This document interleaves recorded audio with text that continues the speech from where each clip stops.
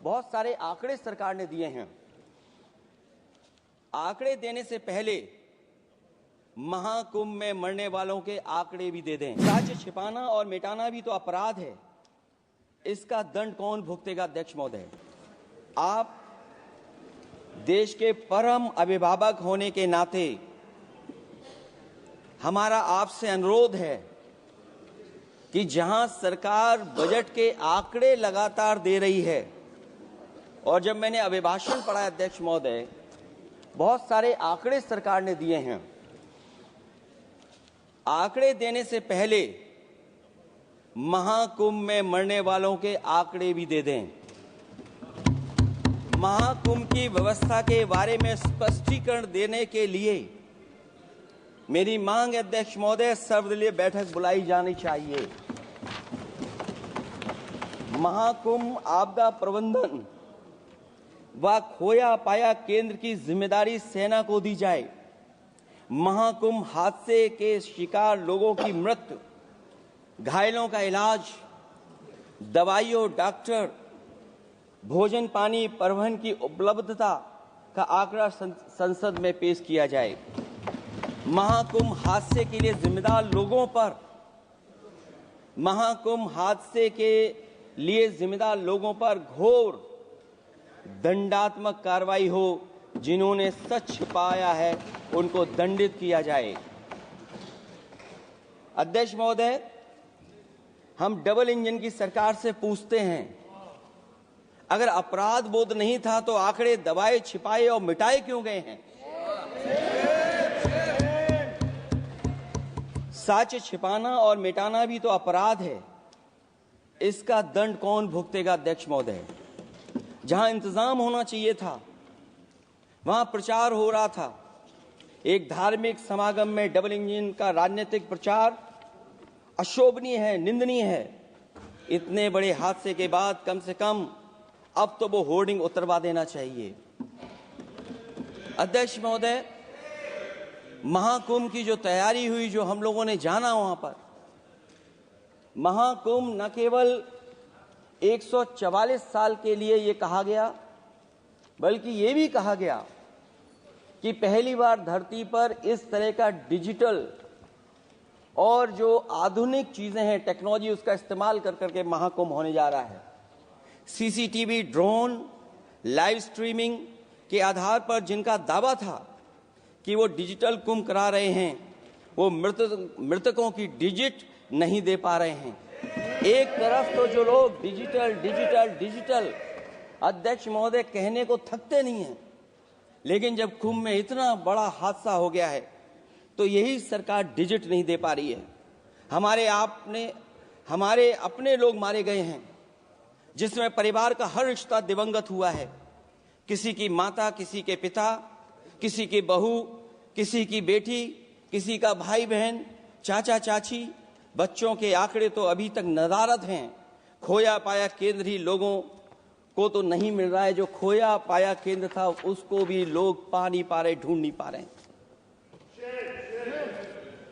अध्यक्ष महोदय, कुंभ कोई पहली बार नहीं हो रहा है। कुंभ का आयोजन सदियों से होता आया है।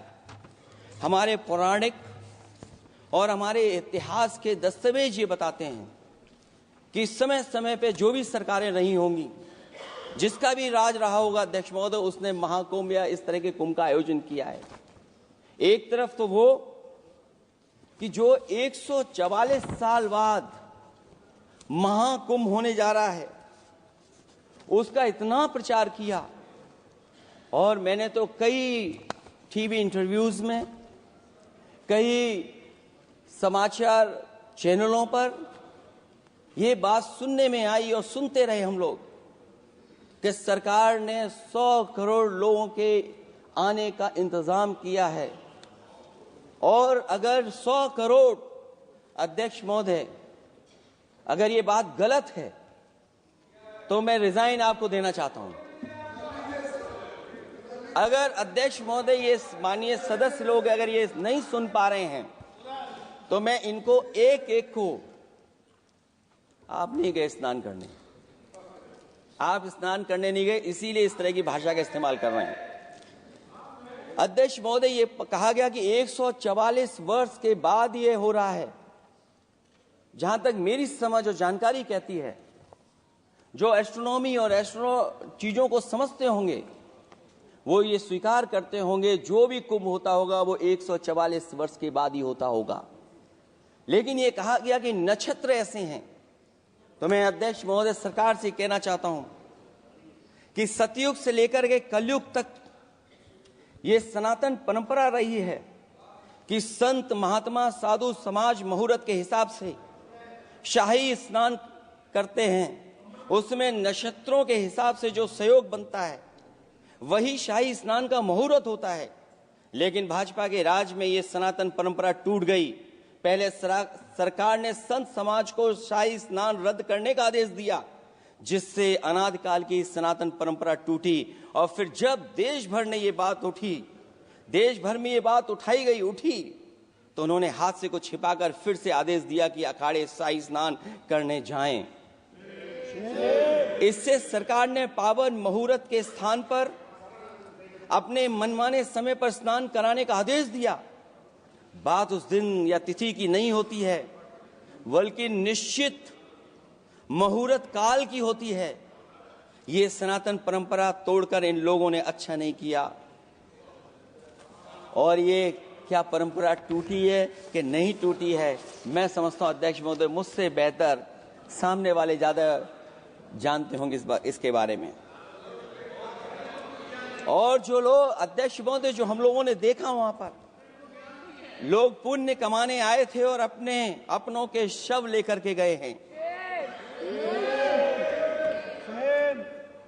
चमत्कारी करिश्मा तो ये हुआ है, श्रद्धालुओं के शव मिल गए थे, पर सरकार स्नान करने वाले मरने वालों की बात स्वीकार नहीं कर रही थी। और इससे ऊपर ये बात जो वहां पर और हुई, अध्यक्ष महोदय, जब ये जानकारी हो गई कि कुछ लोगों की जान चली गई, लाशें हैं जो मोर्चरी में पड़ी हैं, अस्पताल में पड़ी हैं, उसके बाद सोचिए सरकार क्या कर रही है। अपने सरकारी हेलीकॉप्टर में फूल भर करके फूलों को डालने का काम किया। सोचिए ये हमारी कहां की सनातनी परंपरा है। मैं जानना चाहूंगा सदन के माध्यम से हमारे माननीय सदस्य बताएं कि जहां लाशें पड़ी रही हों, न जाने कितनी चप्पलें पड़ी थीं, न जाने कितनी चप्पलें पड़ी थीं, न जाने कितने कपड़े पड़े थे, महिलाओं की साड़ियां थी, कपड़े थे, लेकिन उनको कैसे उठाया गया? उन सबको उठाया गया जेसीबी मशीन से, ट्रैक्टर की ट्रॉली से। उनसे उठा करके कहां फेंका कोई नहीं जानता, लेकिन जब उनको लगा कि वहां से बदबू आ रही है तो यही सरकार के लोग छिपाने लगे हैं। यही आपका महाकुंभ का आयोजन था। और हर बात को छिपाने के लिए न केवल ये लोग मीडिया का सहारा ले रहे हैं, मीडिया का सहारा लेते लेते सुनने में आया है कुछ दबाव और कुछ स्वीटनर भी दिए जा रहे हैं जिससे उनकी खबरें बाहर ना आ जाएं।